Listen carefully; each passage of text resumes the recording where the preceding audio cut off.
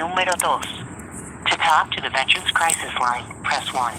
To connect to support for LGBTQ youth and young adults, press 3. Otherwise, to talk with a counselor, stay on the line or press 0. To improve 988, your call may be monitored and recorded. If you stay on the line at the end of the call, you may be invited to participate in a short survey. We are checking for a counselor who is available to talk. You'll hear music while we do this, and we'll give you an update in 30 seconds. You are not alone. Like, no, I'm not. Bullshit. Someone will... Bullshit.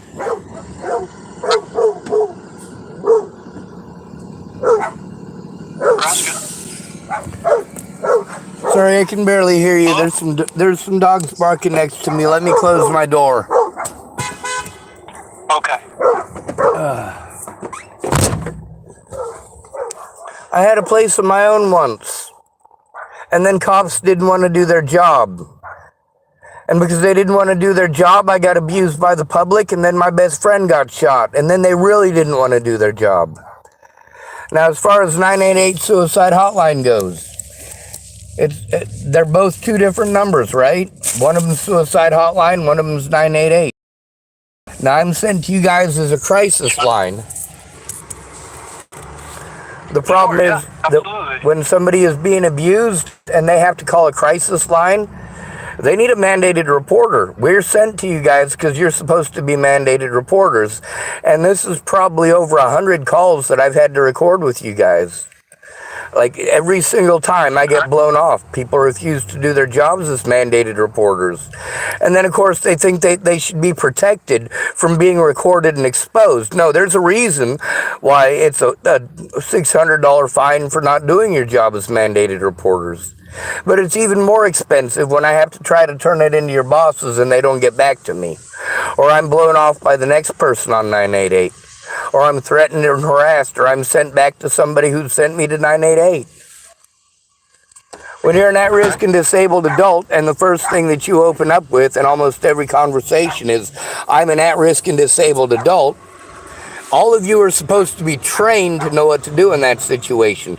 When you procrastinate in those situations, it leads to the victim being harmed irreparably. I'm homeless.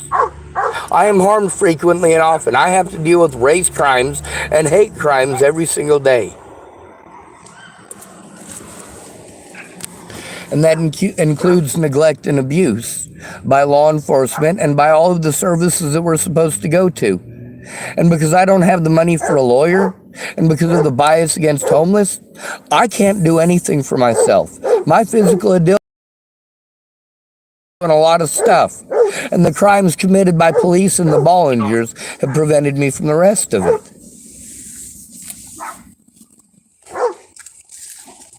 Yeah. So you stated, that you reported some abuse. Can you tell me a little bit more about that and kind of what had happened? I've tried to report a lot of abuse. For starters, I was victimized here from Hood River and the Dalles, Oregon, where the police are exactly the same towards the homeless. They're the same everywhere. I wasn't homeless, all right? I had a place in Nebraska, finally. After years of abuse, I finally got a home in Nebraska, or assisted living in Nebraska. Now, while I was in assisted living in Nebraska, I was being abused and stalked by a woman named Natalie Bollinger and her friends. But nobody would listen to me. They just wanted to talk over me. For over a year and a half, her and her friends and family made my life a living hell. Calling me from weird numbers, calling me from restricted numbers, from unlisted numbers, threatening to kill me, threatening to kill my family for over a year before she died. And not one person would help me to turn it in. So I had to turn it in alone. Meanwhile, none of these people would even admit that I came to them for help, so now I record everything. All of the people who promised me that they'll help but blow me off because I'm a retard. And that's how I'm treated. like I must be a retard. If somebody doesn't show up, doesn't keep their word, or rips me off, it's my fault for being a retard. It's my fault for not manning up, and so on and so on. All of these excuses why it's a man's fault when people take advantage of him are not okay. And I am disabled whether I have a penis or not. Now, the most recent situation is with me here in Tillamook trying to turn in Officer Lothman, but I've also got to turn him into Tillamook Family Counseling Center, who isn't going to let me do that. It's a small town. They're committing felonies to cover each other's backsides. That makes it impossible for me to turn in any crimes. Meanwhile, I don't do drugs, but I've got police officers in this town running around telling people I'm doing drugs, as well as running around telling people that I'm messing with kids. Now, this shit is not okay. I'm a human being. I am an at-risk adult. I can't defend myself against this. It is a felony for them to do this, and it's not okay that it continues. It's not just Officer Lothman. It's also Officer Martinez and Officer Neubauer. Now, Ray Rao was a part of this, but he's since been arrested, and he was the local police chief.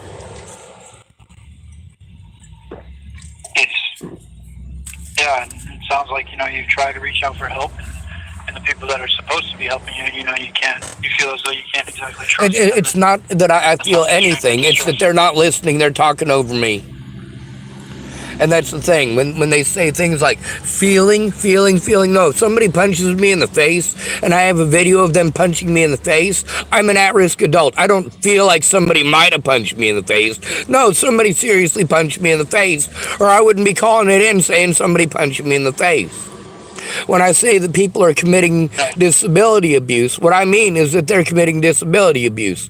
Not that I think that they're committing a disability abuse, or that maybe they're committing disability abuse. No, they absolutely are.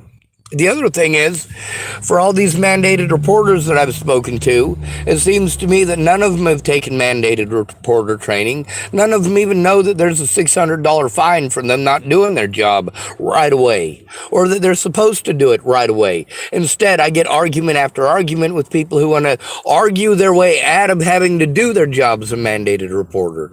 Now, I understand that that takes time and nobody wants to actually do that job. I understand that it sucks. And it does suck, but it's still mandatory because people are so easy to blow off and dismiss when they're at-risk adults.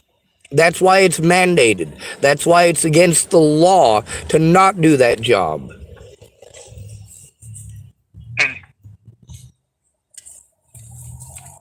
Yeah, it seems like, you've tried everything you can and just kind of got at the end of your rope and finding it really difficult to deal with. I can understand that that's extremely distressing for you. Anyway, one of the assaults that I need to turn in is an assault on January 28th by Dr. Stephanel Stephanides in the Seventh-day Adventist Hospital, as well as every mandated reporter who is there, and I don't know all their names, but they should be on the camera at the hospital. The assault is also on camera at the hospital. It happened on January 28th. This is at least 60 calls that I've made trying to turn it in to only be blown off or sent somewhere else. So I'm letting you know. Yeah, thank you for letting me know. Can you tell me a little bit more about the situation that occurred on the 28th? Yes, sir. After repeated threats and harassment by stalkers in this town, as well as harassment by cops and them trying to send me to mental health to investigate the crimes against me, I went to mental health, and they say it's not their job to investigate. So I had to go back to the sheriff's department, or the police department, repeatedly to turn in Officer Lothman. But Officer Lothman, when his superiors came out, instead of doing their jobs, they wanted to threaten, harass, and intimidate me on one occasion. On another occasion, I had to try to turn them in at the hospital, and Officer Lothman is the one who showed up. That was in November of last year. I'm still trying to turn that in. Now, later on January 28th of this year, I again tried to turn in the situation with people stalking me. That includes a woman named Molly, a guy named Robert Farnsworth, some of his relatives and friends, as well as a man named James Murphy. Instead, I got blown off, dismissed, sent around in a magic carpet ride of apparently each and every one of these services is a magic unicorn to the other services. Like, it don't make any sense. They're all mandated reporters, and all of them have pawned me off on someone else instead of doing their mandated reporter job, which is to turn it in right away. Now, on the 28th, I was trying to turn in the situation. I was being abused, and I was staying in the Denny's parking lot. Now, one of the people that was being abusive towards me there was one of the managers of the Denny's. She got fired for being a bitch. However, there were also homeless people and the police who kept on messing with me. And as a result, I repeatedly tried to turn it in. I had to call 911 when people were threatening to kill me and threatening to kill my friends and family. And all they do is threaten to arrest me for calling 911.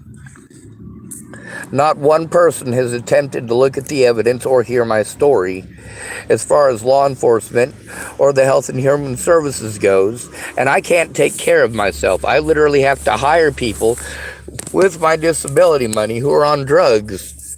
I have to hire them to hopefully help me move things because my back is that screwed up. I went to the hospital, and Dr. Stephanel Stephanides, when I went into the room there was a guy named Mike McKinster with me. And it was right after I'd had a mental breakdown over abuse and people just talking over me, thinking that it was story sharing time. So I had a mental breakdown over the abuse and about trying to tell people, hey, I need someone to go in with me or I'm going to get lied to and blown over there. And they're going to try to pull the wool over my eyes and pull undercolor of law BS. And it's all against the law. I need someone to go in with me. Now, when I finally got Mike to go in with me, he only stuck around for a few minutes. Now, as soon as I got in there, I did tell the hospital staff that I was abused by cops and that I needed to turn it in. And immediately, the doctor got an attitude with me. Now, Mike was there for just a few minutes. The doctor had me get up onto the bed, and I was able to, but it was a struggle. And then he wanted to pretend that because I was able to get on the bed that I wasn't disabled. Then he wanted to touch me in a portion of my back. I told him that I had issues with my L4 and L5 vertebrae. And he touched me up in the T10, T11 area, and it made me jerk. Well, my hospital paperwork from one of the other hospitals shows that I also have issues with my T11 and T12 vertebrae. Now, when he touched me there and I had a pain reaction, he wanted to get an attitude with me again and pretend like because it wasn't at the lumbar vertebrae, that it was at the thoracic vertebrae instead, that somehow that meant that I was pretending that he hurt me, and that's not the case. Now, that's not what I'm claiming is the assault, because that was an accident. That was just a doctor checking it out, and I wasn't able to fill him in all the way. That's not the part that was an assault. They had a lady named Kathy from Tillamook Family Counseling Center come in. She's from their crisis team. Instead of listening to what I had to say about the abuse, all she cared to hear is if I wanted to hurt myself or others and bully me. And I said, no more of these trick questions, all right? What you need to do is do your job as a mandated reporter. All right, I am tired of being assaulted in this town. I'm tired of being called the N-word. I'm tired of people threatening to kill me. I'm tired of being stalked. And I'm tired of mandated reporters not doing their jobs. So that's when she got an attitude with me and started yelling and shouting at me. That's when the doctor come in and said, you're done, get out of here. And as I was obviously not fighting back, not arguing, not doing any of that, I was just trying to leave, but they were all in my way. I literally had to walk past them to get out. Now, when the doctor did move out of my way, he started poking me and pushing me and prodding me hard and yelling at me to get out of the hospital. There was no reason for him to get hostile. There was no reason for him to poke me. There was no reason for him to assault me. And there was no reason for him to pull the mentally ill retard on drugs bullshit with me, which is what every homeless male has to deal with when they go to a hospital. It's not okay for him to get a shitty attitude. It's not okay for him to assault me. And it's certainly not okay for him to scream at me as if I'm not complying by leaving the hospital. Also, I apologize if my voice gets louder.